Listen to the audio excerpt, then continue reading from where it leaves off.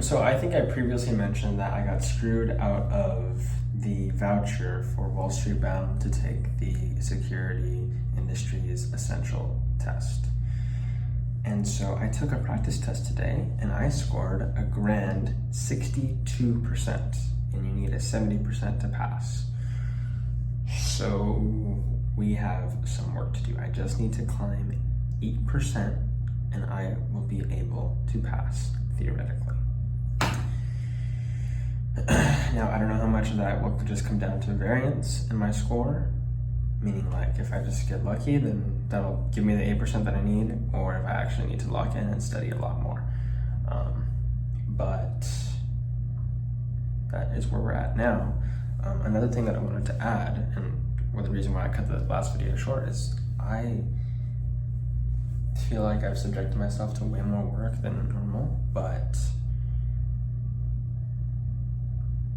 at the same time, I feel like I can't do as much work as normal also, if that makes sense. Like, I'm trying to do a 75 question quiz, and it's taking me hours, like way longer than it should.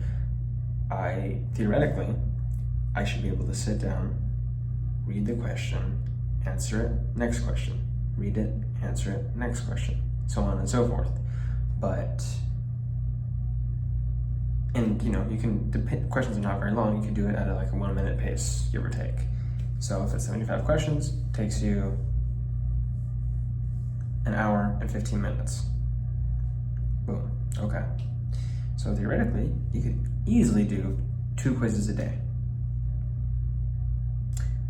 However, that's not the case, because I spend 3.5 hours on doing it, because I cannot just sit there and do the things all the way through. If you're spending 3.5 hours on the test, that's 6 to 7 hours a day, which is crazy. But that's where we're at right now. And I don't really know how to fix it, so I'm just gonna talk about it, because this is way cheaper than therapy. That's the thing, that's gonna be a new thing that I start saying.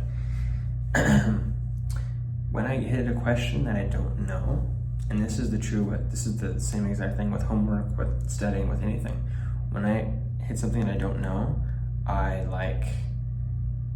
get really demotivated, and that's when I want to pull out my phone, or I want to think about something else, because I don't want to face the fact that I don't know something. And maybe it's an ego thing, maybe I don't know what it is, but it's just like when I read it and I'm just like, what the heck is this? I'm just like, oh, I don't want to do this.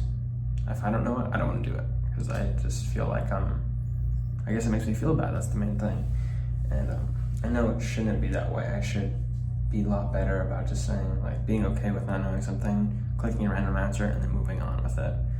But that's not really what happens currently, so we'll have to work to get to that point. In other news, I already talked about the exam.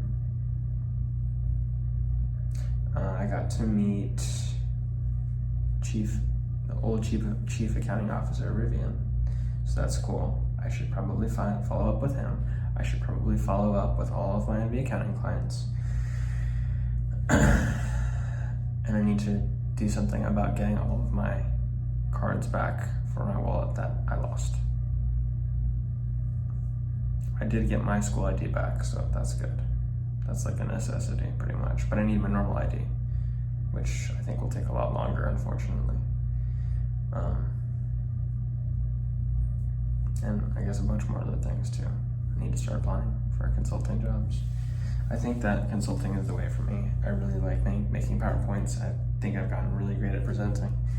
And